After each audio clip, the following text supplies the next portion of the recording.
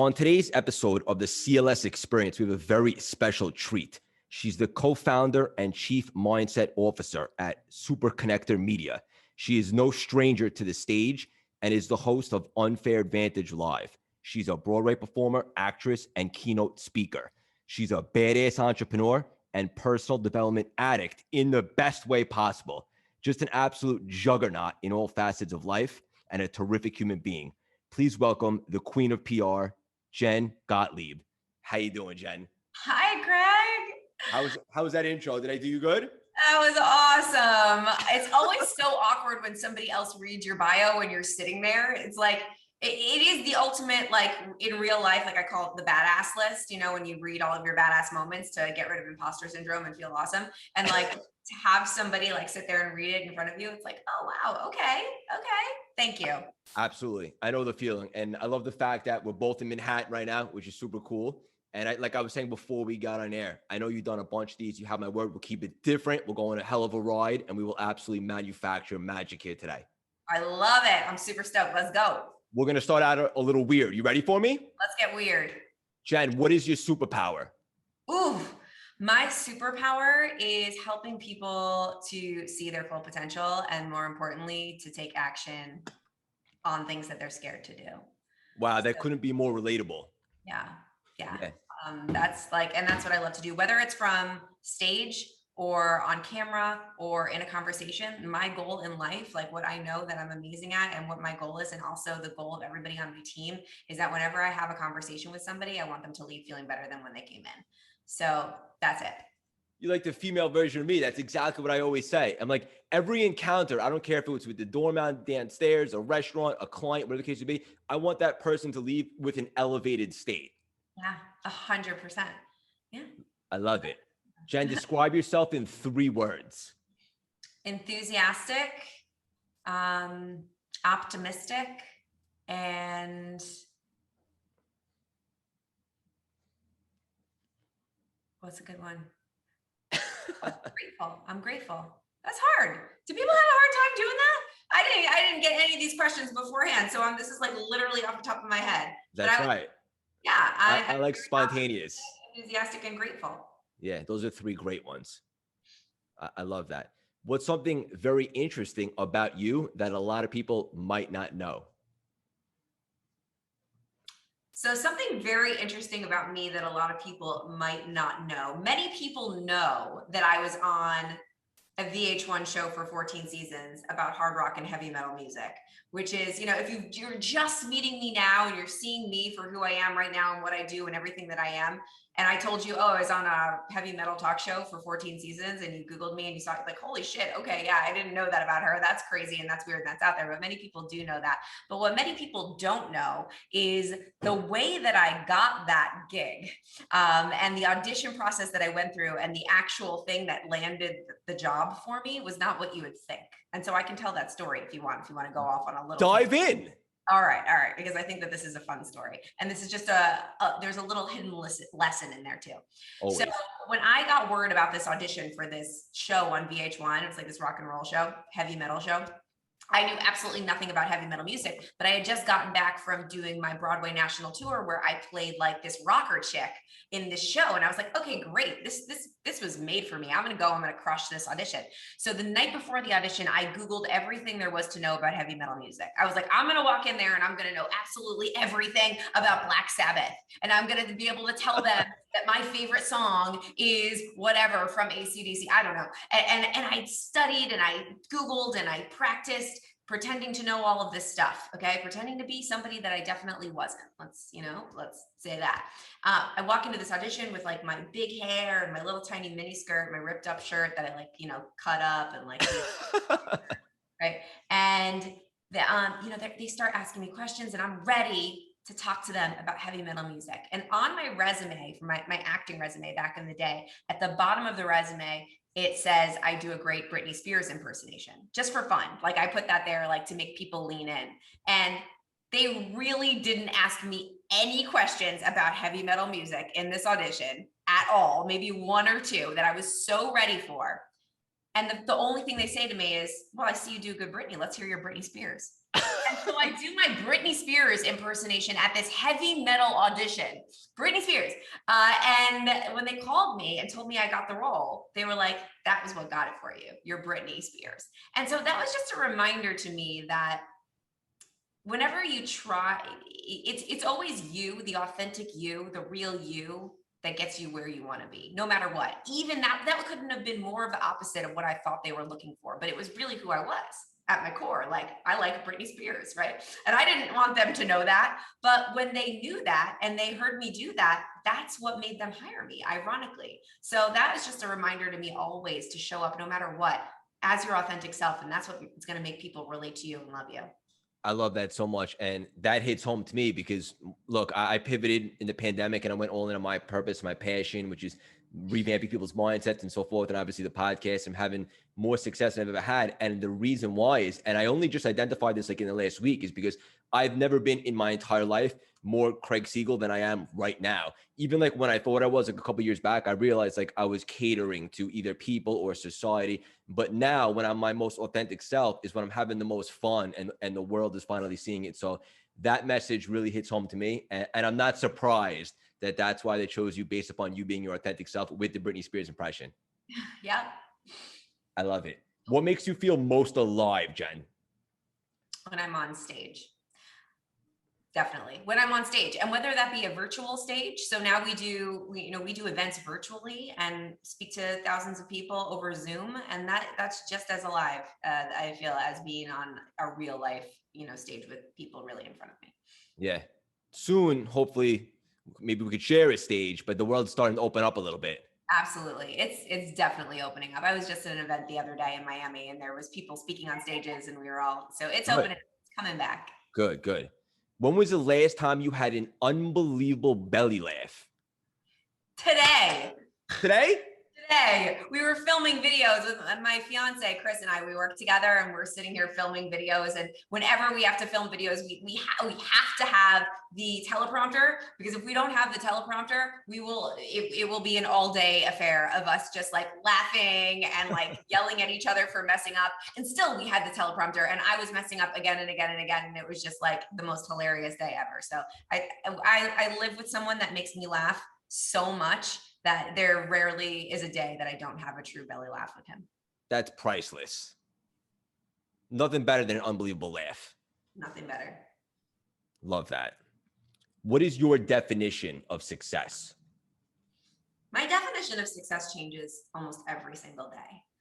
But my definition of success is, I ask myself a couple of questions at the end of the day, right? Did I stick to the commitments that I made with myself today? Did I help somebody today? And did I do something scary today? And if I did those three things, I feel like I was a success each day. And I'm always striving to make my definition of success bigger and better and scarier every single day of my life. I love that, because that's how you really grow, right? Yeah. All right, now we're going to get deep for a second. You ready? I'm ready. Let's get deep. When did you officially become Jen 2.0? I'm always becoming Jen 2.0. I don't think I'm officially at Jen 2.0. I'm always becoming her. Or maybe I'm at 2.0 today and I will try to be at 3.0 and then 4 and then 5. The biggest misconception is that, I've got it all together and like, this is it. And I've reached everything that I'm, capable of. And I'm just like living the life. I am every single day working really, really hard to be a better version of myself that I still don't know yet. Like, I still don't even know how much potential I have. I don't even know how much better I can be. But as long as I continue to not know that and continue to grow and continue to understand that there's going to be new iterations of myself, and I'm going to continue to become an even different and more expanded and better version of myself every single day, then like, that's the key. I don't ever want to be, oh, I'm at Jen 2.0 and I became her on this day and this is it. Like, so I'm still always striving to become that. You have that mindset, like you've never arrived, like you're always hungry and you're always pushing the envelope. 1,000%.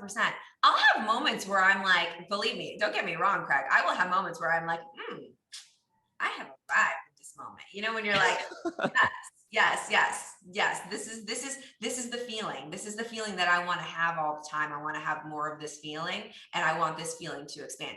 And I like that, and I take appreciation of that, and I sit in that for a moment. I make sure that I don't skip over it. But then I think, instead of thinking, like, how can I make this last? I think of how much better can it get from here? It could still get better, right? Like, how much better can it get? Holy shit, how much more can I expand? Because I think the biggest mistake that we make, or I do this all the time, like, I'll self-sabotage myself sometimes because I get almost scared of how much better it can get, right? Because I think, like, when's the other shoe going to drop? It can't be that good. Like, something bad's going to happen if I keep going, that weird superstitious thing that we get sometimes. Yeah. And that's, our subconscious mind just trying to bring us back down to a level where we feel comfortable. Yeah. Because fear, right, is this real thing that comes in and wants to keep us where our thermostat is set, where we are comfortable. And so if we start to grow and get better, fear will come in and it will give us all of these lies and all of these excuses as to why we should self-sabotage or bring ourselves back down to where we're comfortable. So those lies can come in forms of, right, perfectionism, imposter syndrome, comparasitis, and you start talking yourself out of striving to be your very, very, very, very best all the time. And so I have to work really hard every single day to talk to fear and say, hey, fear, what's up? I see you. I hear you. I get you. I know that you're here, but you're in the passenger seat of the car. I'm driving the car, and we're going to do this together. And I'm going to continue to ask myself, how much better can it get? Instead of, when's the other shoe going to drop? Oh, I should stay safe here and be careful, right? That's unbelievable. I love it. And the voice in your head, like, for all of us, like, it doesn't go away. We just get stronger at kind of combating it and keeping it at bay, right? 1000%. So a lot of people are like, when's the fear going to go away? When's the fear going to go? When can I like not feel fear anymore? And we're humans. Fear is amazing. I'm so grateful for fear, because that means that I'm a healthy human being. And fear is really trying to take care of us. So it means that we know how to take care of ourselves, that we can take care of ourselves. And when fear comes in, it's just a sign that we're growing. So what I do is I say, like I just said, I talk to fear, and I'm like, okay, I see you. I know that you're here. I know that you're telling me lies right now, and I'm going to listen to your lies, and I'm going to get that you're here with me right now, but I'm going to do this thing anyway. In regards to the fear, like you said, someone asked you, like, when does it stop? For me, like, when you don't take a shot at life and you're just coasting and like living in complacency and mediocrity, maybe then there won't be a ton of fear because there's not that much room for growth. But anytime someone's really trying to do something special or epic or make an impact, the fear will continue to come. 1000%. So if you are not feeling fear, you are not growing, right? If you're not feeling discomfort, you're not growing. So fear is a good sign. It means that you're taking steps forward, and you need to make friends with it, and you need to feel the fear, and you need to do it anyway. And that's the key. And every single time you feel the fear and you take action anyway, you're putting more coins in your confidence bank. You're becoming more confident, because confidence comes from doing things that are uncomfortable and getting to the other side and realizing, oh, I didn't die. Nothing bad happened. Okay, I can do hard things. So then the next time you go to do hard things and you feel fear, and fear is there with you, and you're going to have a little bit more confidence to do it, even though you feel that fear. So we don't make the fear go away. We just get a lot better at feeling the fear and doing it anyway over time. More coins in the confident bank. That's unbelievable. Yeah. So valuable to the audience. And it's so true. Once you continue to step into that little bit of unknown and you didn't die, then every time you're a little bit more battle tested. So when you step up to do something even grander, you're like, I've been here before and I've made it through. And that develops confidence as well. Love that you said that. I saw you say somewhere, because obviously preparation breeds confidence, but also I'm a huge fan of yours. It's no secret. You said somewhere that you have an unhealthy addiction to personal development. Never have I heard anything that was more relatable to me. Tell me what you mean by that. Yeah, I do. I'm constantly wanting to, anytime that I have any moment that's free, I'm probably listening to a podcast, on Clubhouse, listening to somebody talk about personal development, reading something from a personal development book, talking to somebody about personal development. We are the average of the 5 people we spend the most time with, and we are what we put in. Right. So what we put in is what we put out, like attracts like. And as long as I'm surrounding myself with positive vibes, with affirmations, with the stuff that actually helps me to feel the fear and do it anyway, constantly, every single day, that's how I grow. But let me just tell you, I'm a human being, just like all of us, right? And I have those moments where I'm like, I don't want to meditate today, or I don't want to do the affirmations today, right? Because that's what we do to try to bring ourselves back down to where we're comfortable. Sometimes we'll self-sabotage. And right, have you ever had this experience, Craig, where like you're doing something and it's starting to work like a lot, and you're getting really successful and you're feeling really good, and then for some crazy reason you stop doing that thing? Yeah. Yeah, yeah, that's normal. And so anybody that's listening to this, that's like, Jen, I don't know how you do personal development all the time, or how you meditate every day, or how you do. I work really hard to make my life easy. I work really hard. So it's constant reminders. It's having accountability buddies. It's having my fiance there telling me, no, you need to do your morning routine. You need to make sure you need to do this. And me reminding him, and us working together, and me being in masterminds and hiring coaches, and having surrounding myself with personal development books and podcasts all the time. And just constantly reminding myself what happens when I put in the things that make me a better person every single day. I love all this. And to answer your question, like, yeah, a lot of people are going to hear this because we just hit 100,000 downloads in less than 3 months. But the thing that I want the audience to get from you, which is so valuable that you just said, is that support, accountability buddies. Like sometimes there's a misconception that like asking for help or a mentor or a coach is like, selling out, or where the case would be. And let me be clear, like I once had an ego, like I thought I could do everything myself. When I put that aside and started working with a mentor to start learning NLP and the mindset and all this stuff, my life changed drastically, instantly, until forever.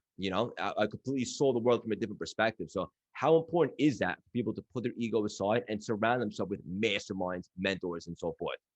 Oh my gosh, I would never be here if it wasn't for mentors. So when my life completely changed, when I found personal development, was when I went from, my story is that I was, doing this heavy metal talk show, and I was in a relationship at the time that was completely and totally toxic. I was being this version of myself that couldn't have been further from the real me, right? And usually I find that when you're out of alignment in your business life or in your job, you're probably out of alignment in your personal life. And I didn't know who I was anymore. And I spiraled into a severe depression, into bulimia. I was in this toxic relationship. I was addicted to Adderall. I was partying all the time.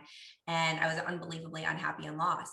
And so the universe came in and it was like, all right, Jen, this is not your life. I'm going to smack you upside the head, and it's going to hurt, and you're going to have to start over. And so within like 5 days, I found out my show got canceled. My boyfriend that I was with forever, that I thought I was going to marry, was cheating on me. And I went from living in this multi-million-dollar apartment in Manhattan to living in a tiny little 1-bedroom in an apartment with 6 other actors with a window that faced a brick wall.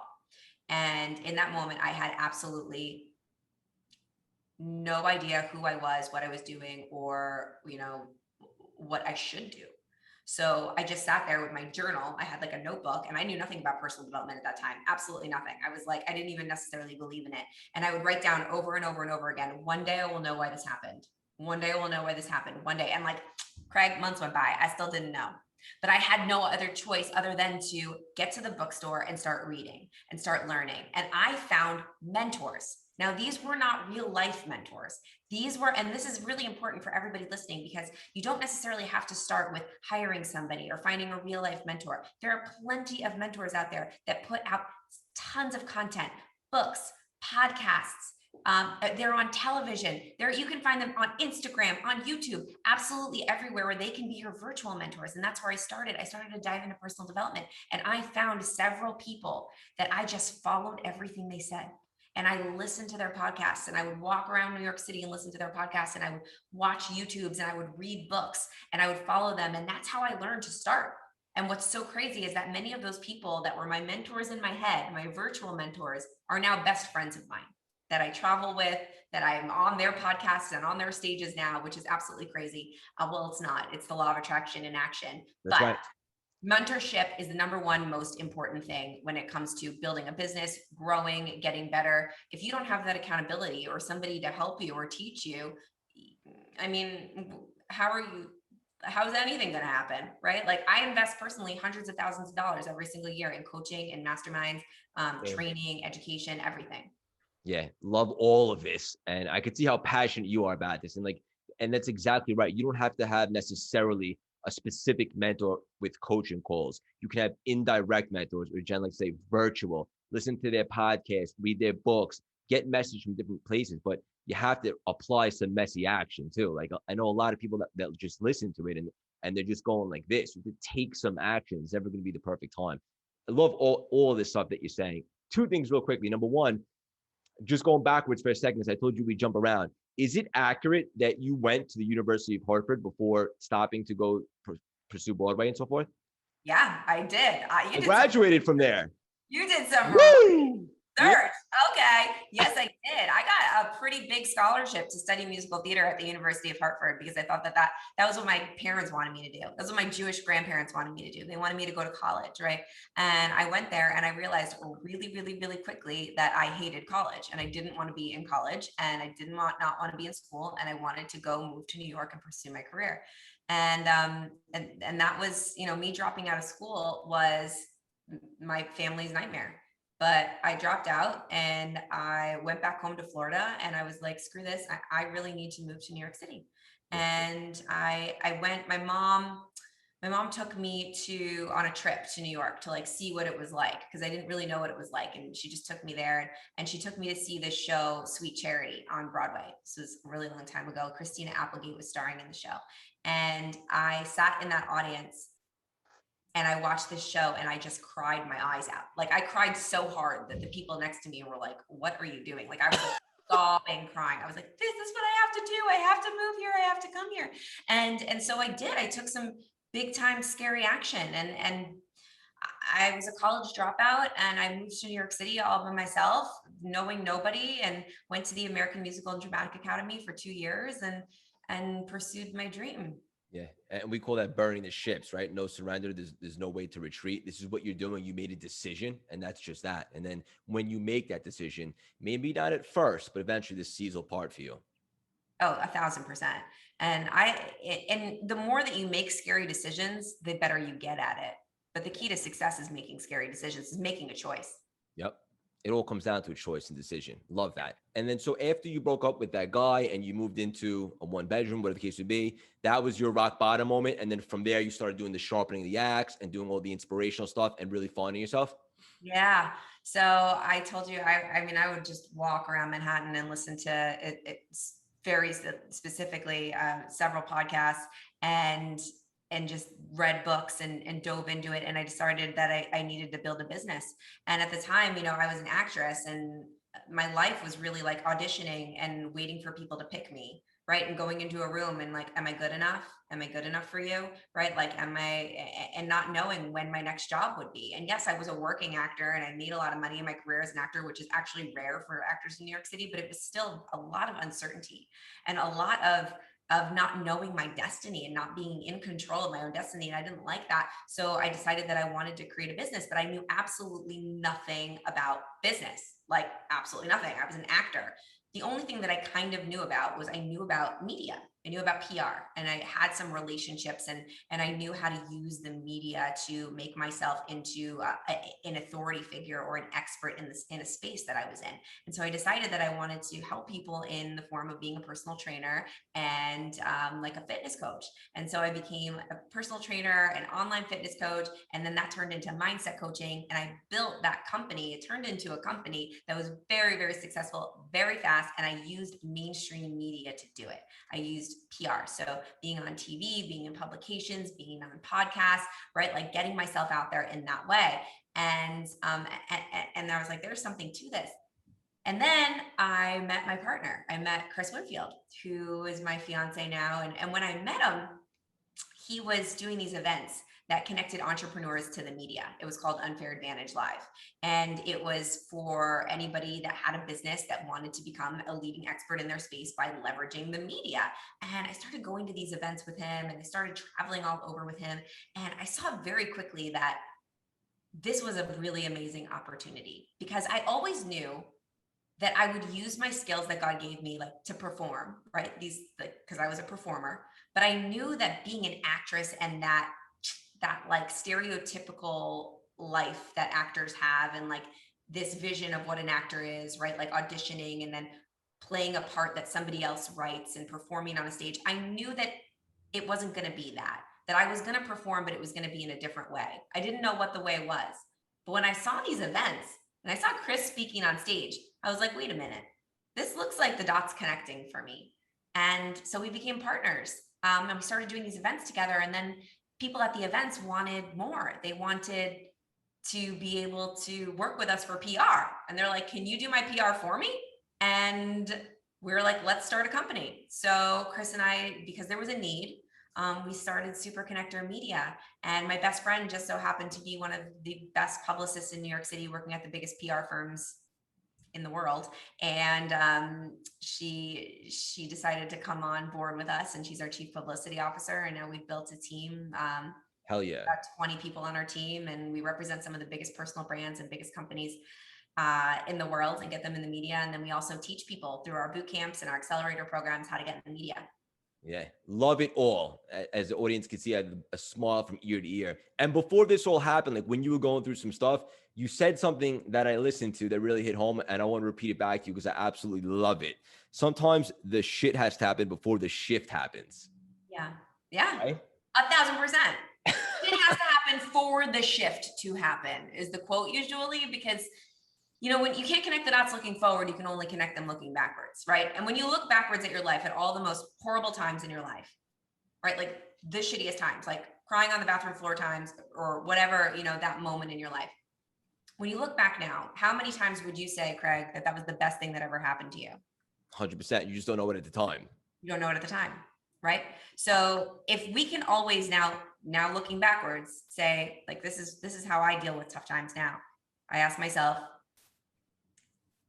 has every single time in my life that was terrible, that I felt like I was never going to get through it, do I look backwards and say that was definitely for me and that needed to happen? Yes, this is happening for me. This is going to be one of those times that I look back on, and it's going to be a story that I tell and an experience that I use to teach people. And so I'm going to embrace it, and I'm going to feel the pain, and I'm going to feel that it sucks, but I'm going to know for a fact that it is happening for me. It's teaching me something, and discomfort is only temporary and growth is permanent. Ooh. So shit has to happen for the shift to happen sometimes, and that's just it. Love that. Love all of this. Like I said, you're speaking to my soul right now. And one thing that I got from you that I'm going to sharpen the axe to what you said. I know you're big on the secret and the law of attraction, and so am I. And just when I thought I knew most of it, I heard you say something like this. You're saying gratitude for things that didn't even happen yet. Yeah. I think that's cool. Yeah. So that's how I manifest my whole life. And it's the most simple thing that everybody listening can do. So every single morning I do 2 gratitude lists, and it takes 2 seconds. It's really not a long time to do. And I do it every day. 1 gratitude list for things that I'm grateful for in the moment, right? Like I'm grateful to wake up. I'm grateful to be alive. I'm grateful for my dogs. I'm grateful for my partner, right? All the things. And then my second gratitude list is my future gratitude list. Now, this gratitude list is saying that you're grateful for things as if they've already happened that haven't happened yet. And what that does is gratitude is like the direct road to manifestation. Because what manifestation really is tricking your subconscious mind to believe that that thing already happened, so that the action steps to get to that thing are a lot less scary. That's what it is. Yes, like attracts like, and energy attracts energy 1,000%. But thinking about something does not magically make that thing come into your life. You have to take action to get to that thing. So the way that the law of attraction, I believe the way that it works, is the more that you tell your mind that you are so grateful that you have that thing, that it's already happened, and you feel it in your bones, the less scary the action steps are, because your brain is like, oh, I already got that thing. Duh, I already did that. No problem. I'll go do that thing. Not even a big deal. Right? So I used to sit in gratitude for meeting the love of my life. And I would talk to him, and I would be like, I'm so grateful I met you. I'm so in love with you. I can't wait to talk to you and hold you. And I can't wait till we start a business together. I used to say that. And I used to say, I'm so grateful when I had my little tiny window facing a brick wall in my little tiny apartment. I used to sit and look out that window, and I would say, I'm so grateful that I have floor to ceiling windows. And I'm looking out at New York City, and it feels so airy and open. And I'm so blessed, and I'm so grateful that this is my life. And look behind me, my friend. I was just gonna say, and for the audience who can't see, it's right behind her. Yeah. Hell yeah. Love it all. And look, you can't be miserable and grateful simultaneously. You can only be one, right? So if you're living in a state of gratitude and you make an effort to condition yourself every day, practice gratitude. And let me just be clear to the audience, like, just like anything else, if you're working out, like, you can't do it once and then you're good. To condition yourself, if you decide you're going to be in a state of gratitude, you can't be angry and miserable at the same time, right? Possible. Yeah.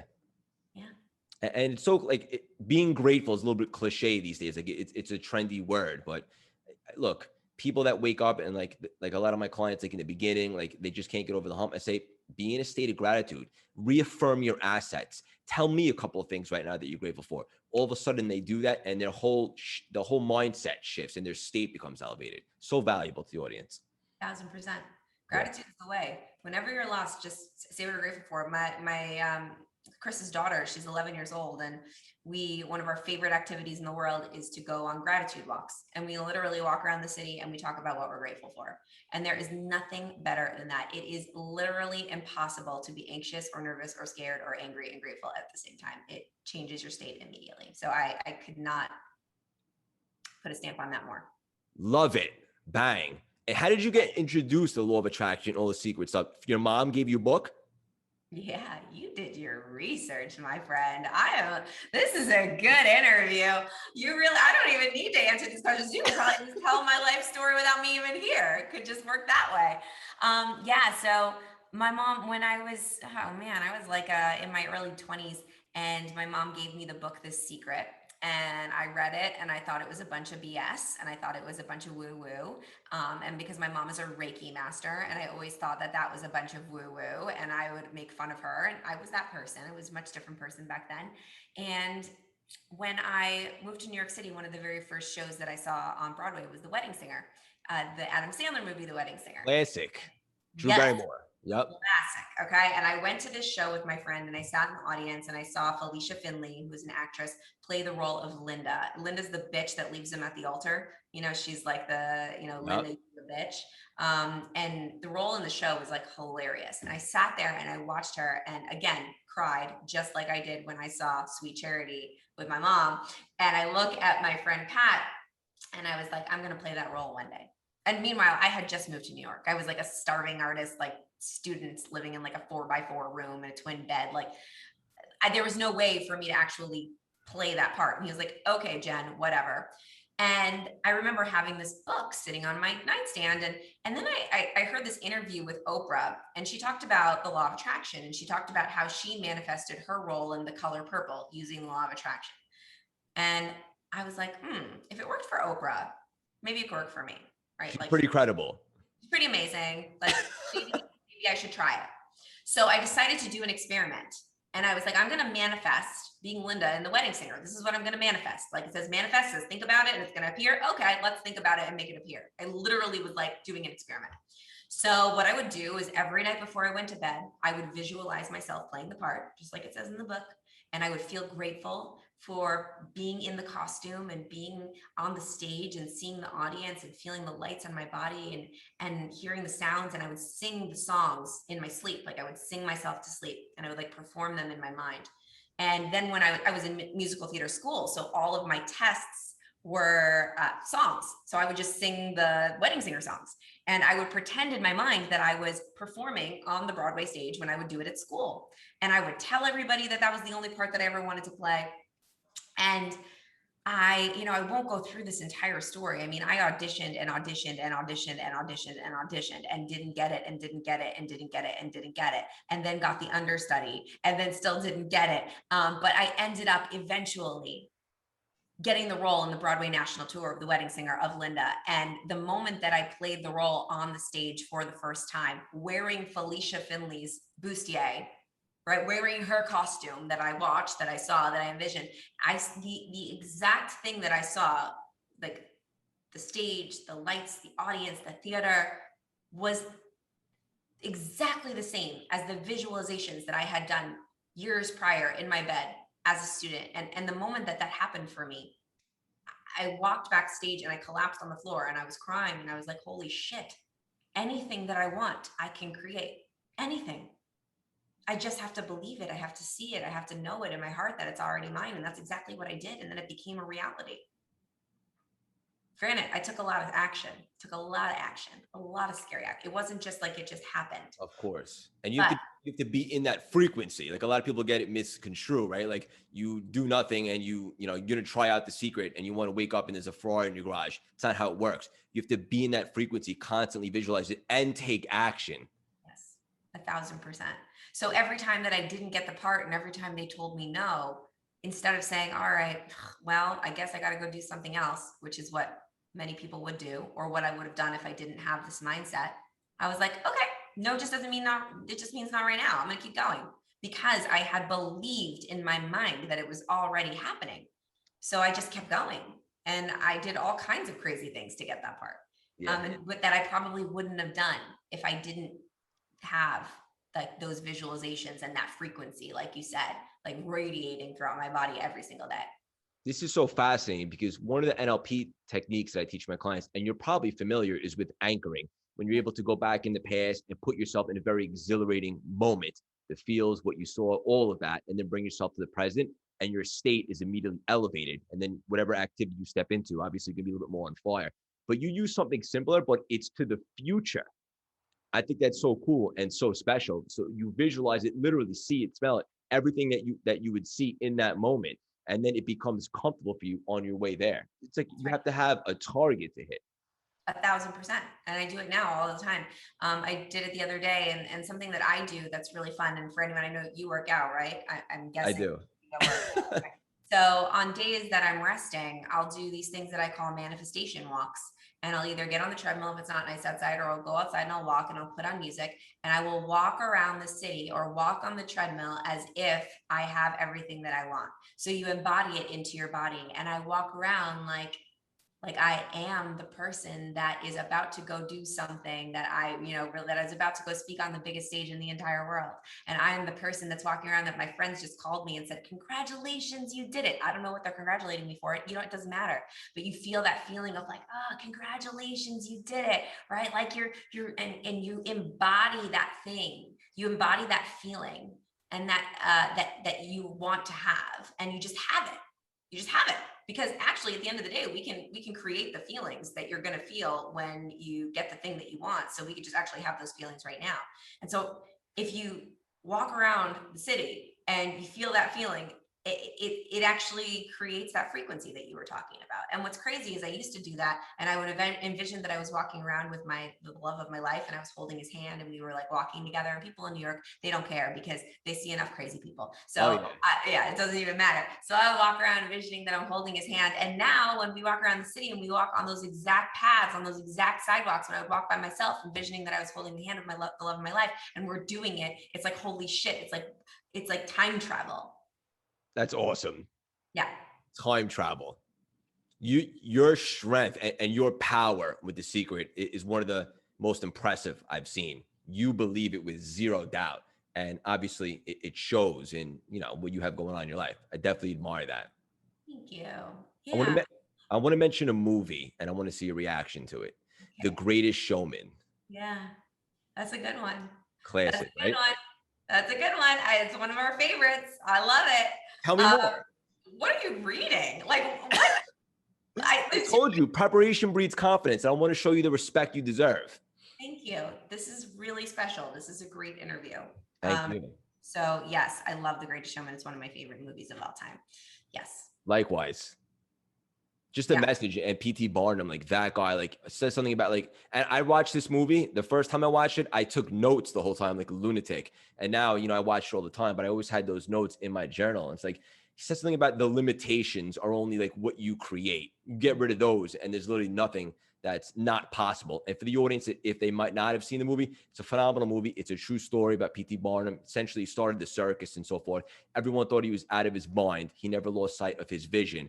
And then obviously the rest is history. And also the soundtrack and cast is unbelievable. The soundtrack is out of this world. Yeah. Yeah. So This Is Me. Oh my God. And so for Chris's, my partner's birthday a couple of years ago, we went and we saw what's his name do his show, and we were like in the front row. Hugh Jackman? Yes. I don't know why his name just escaped me. Hugh Jackman. He was phenomenal. He's like in his late 50s, and he tap dances and sings and dance for like 2 hours. And I'm like, what are you taking? Because you are I don't know how you just did that. And they, the woman who originated, who's saying "This Is Me," came and surprised everybody and sang it, and it was just like the most. The bearded lady?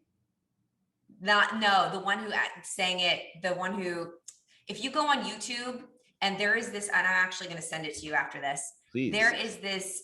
It may be the one who played the bearded lady, but there is this video of the woman who actually originated the song. Okay. And she's singing it for the very first time in a studio. And like the whole room, everyone is hysterically crying. I'm going to send it to you after this.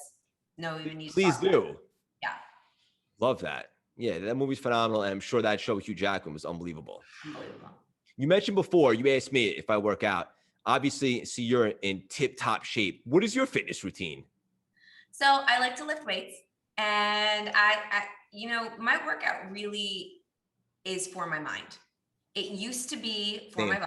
It used to be, have probably a pretty unhealthy relationship with working out, because it was all about the way that I looked, and it was all about, not like beating the shit out of myself. And now my workout is for my brain. So what I do with myself is I just try to make myself unbelievably uncomfortable so that I can practice then being uncomfortable. The more that I can practice being uncomfortable in the gym, the more that I'm building that discomfort muscle, so that when I'm in work all day and when I'm being a human and when I'm not in my workout, I can do uncomfortable, scary things. So I like to lift really heavy weights. I like to use my Peloton app. I don't necessarily cycle that much on Peloton, but Peloton has amazing like lifting workouts. And I'm a former trainer. So I work out at least, I move my body every day. I lift weights probably 4 to 5 times a week. Yeah, I didn't think we can get any more aligned. And then you said that. I'm the same way. It was always physical working out until the last few years. I started running marathons because I was so fascinated by the fact that, to me, it was so mental. It was combating that voice in your head. Like, am I really tired, or is it my perception of what the effort I think I'm putting in is? And I was really able to surprise myself, and I use that as a metaphor for life. So I'm the same way. The workout every day is all for the mind. Obviously, the physicality that comes with it is gravy. I'm certainly not mad at it. Yeah, it's a bonus. Jen, I wanted to ask you, because of your frequency right now and how on fire you are in all things, I have to believe you've probably outgrown a lot of relationships from the past that maybe weren't in the same frequency, that were growing and reaching higher like you are. And I'm the same way. Is that accurate? Have you lost or maybe grew apart from a lot of people from your past? Yeah, that's natural. It happens. And so there was a time when I was definitely outgrowing some relationships, specifically relationships from like my acting community. And what happens with that, and what happened for me, was I would hang out with my friends and I would leave and I would feel kind of crappy afterwards, but I would still always hang out with them because I would think like, no, they've been my friends forever. I can never not be their friend. Like we have this, we feel like we have to be friends with people because we've known them forever, or we have to be close to somebody because they're in our family, or we have to surround ourselves with them all the time, even if they make us not feel good, or even if our paths are going in different directions. And I felt it so much, but I tried so hard to keep those friendships. And I found that the more that I tried to keep them, and the more out of alignment it became, and the more crappy I would feel when I would hang out with them and just not right. And it doesn't mean that they were bad people, because they're not. They're amazing people. It just means that sometimes people come into our lives for a season, and that season can be 3 days, that season can be 3 years, and that season can be a lifetime. Who knows what the season is, but they come in for a season and a reason. So if you can reframe it to that way, like, okay, these people were in my life for this amazing season, for this time when I needed them most. And now I'm moving into a different season. And the second that I was able to let go of those relationships and give myself permission to graciously, not in an angry way, not in a fight, nothing, graciously let go or separate myself, or, move further away from that relationship, I opened the door for new people to come into my life. People that elevated me more, people that like made me think bigger, people that were more in alignment with the direction that I was going. Challenged you. Yeah. And I have so much gratitude for every single friendship and relationship that has come into my life, because they've all given me a gift that I use today. And they were all for a reason. And I have absolutely no regrets. But I know in my life that maybe the friends that I have right now won't even be my friends in a couple of years. Like that's how life works. And the second that you give yourself permission to have that type of life, and be able to open and close doors to relationships, it really empowers you. And that's like, it's one of the hardest things to move through, because you start to feel guilty and stuff like that. But it, it really, and I'm sure, I'd love to hear your experience with that, because I'm sure you've experienced that as well. 100%. And look, I agree with everything that you just said. My mindset is this: stop acting like I'm going to live twice. Like, not like, forget about religion. Like, we only get to do this once. There's no sequel. So I noticed, just like you said, like when I let go of some of those non-stimulating relationships, I open myself up to people like you that I'm collaborating with, a brand new friend who's on fire, thinking big and doing unbelievable stuff. Right now, this season, and probably for the rest of my life, those are the types of people that I want to be around. And the sooner that I acknowledge that, it made it a little bit easier to let go of relationships that, do I dare say, were holding me back, whatever the case may be. It's just like this, people that have negative energy, like you ever take a phone call from an old friend and like somehow you got off the phone and you found yourself in a lowered state, like, and it's, I'm not blaming the person, it's 100% on me, because I need to do a better job of leaving first base and going to second, and just surrounding myself with that type of people. So it's obviously a journey, but it's just something that has to be done to really spread your wings. Yeah, 1000%. Yeah. Agreed. Yeah, we're agreeing on everything. I know Yeah, that, I know we're this on the same page. 100%. There's so many traits, specifically you, like when you're in rock bottom. Give the audience one, maybe the most important trait to push through adversity. Persistence. Can I give you two? Yes. Persistence and consistency. Love it. You have to be consistent. So here's the thing, like you can push through adversity one time, but if you only push through adversity one time and do the thing that works one time, it's not going to do anything for you. You have to consistently show up. You have to consistently stick to the commitments that you make with yourself. So if you're going to be persistent and you're just going to keep going no matter what, and no matter how many times you get knocked down, you're going to keep trying and keep trying and keep trying, then you better keep doing that. And when it works, you have to be consistent in the fact that you're going to keep sticking with the commitments that you make with yourself, even after that. So even after you get the thing that you want, you have to keep going. I see so many people get the thing that they want and then they stop, and then they take their foot off the gas. Yeah. Yeah. So persistence and consistency. Love it. And we'll end it with this one. So many people ask me, and I always give my answer. It's not the sexiest. I use the world as my playground, but I got to hear your perspective. Who are some people over the years that you've sharpened the axe to, people that get you super inspired, maybe some mentors? Some of my mentors. Yeah. Oh man, I have so many mentors. I know you do.